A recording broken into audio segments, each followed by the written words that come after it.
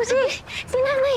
Lucy, ano nangyari? Si Nanay nahimatay nung nakita niya ako. Tapos hanggang ngayon, di pa rin siya nagigising. Sabi ko naman sa'yo, di ba? Huwag ka muna magpapakita kay Nanay. Eh, hindi ko naman sinasadya eh. Nahuli niya ako. Oh, paano na to? Eh, baka matuluyan pa si Nanay kapag nakita niya tayo pareho.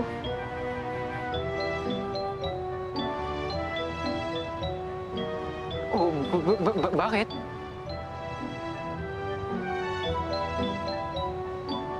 Pwedeng tulungan mo kami kay Nanay?